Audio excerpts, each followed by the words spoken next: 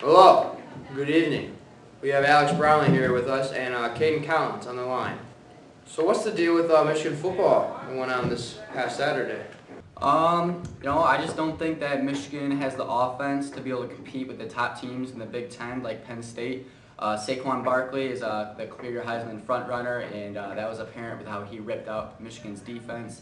And I think this is on Jim Harbaugh. He's got to figure this out, and they got a couple of easier weeks, I guess, coming up. So they got to try and figure out this offensive, especially before Ohio State game, which Michigan fans want to win really badly. Yeah, I completely agree with you there, Caden. This one's it's on Jim. He's got to get it together over there at Michigan.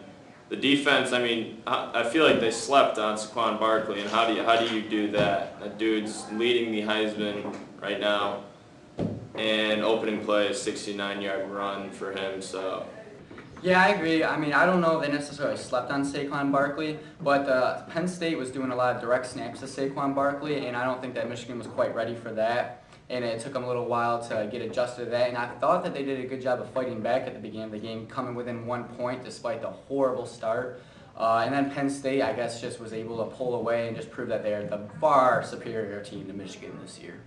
Yeah, as the game went on, the play really went away from Barkley kind of and went towards McSorley as he really started using his feet to tear up the defense also. So, yeah. All right. What about Michigan State? How do you think they did? Michigan State.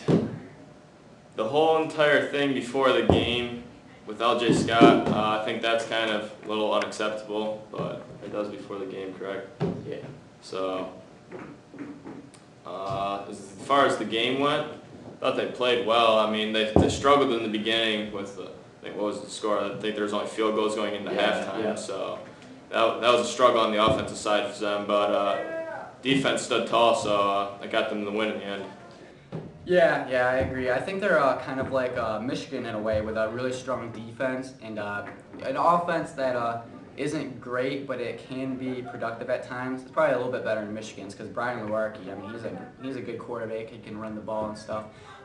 Yeah, L.J. Scott, I think that's just, I think I maybe read somewhere that he's been arrested. I could be wrong, like 7 times in the past certain amount of time, not that long. So that's pretty ridiculous, I think. I mean, he hasn't had such a strong year and stuff, but I mean, yeah, you still can't play him. I think Michigan State, I mean, they had a pretty similar result against Indiana as Michigan did, so I think it shows again that they're about the same level as Michigan. Obviously, they picked up the big win at Michigan. They seem like they could maybe be in contention for the Big Ten East title, although I think Penn State and Ohio State are, a better team. But they could pull off an upset and beat one or maybe both of them, maybe one of them, but we'll see what happens. So what's the deal with the Pistons? How are they doing? Yeah, the Detroit Pistons, they got a pretty interesting team this year. They got Avery Bradley from the Celtics, and he's a really good defender.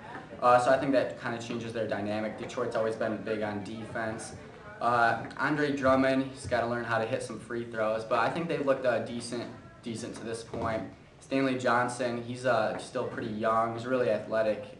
If he can learn to shoot the ball and finish, I think that could really push them over the edge and be a playoff team that could maybe give a top-seeded team in the East some troubles in the first round of the playoffs. All right, so how do you think the girls are going to do entering districts next weekend?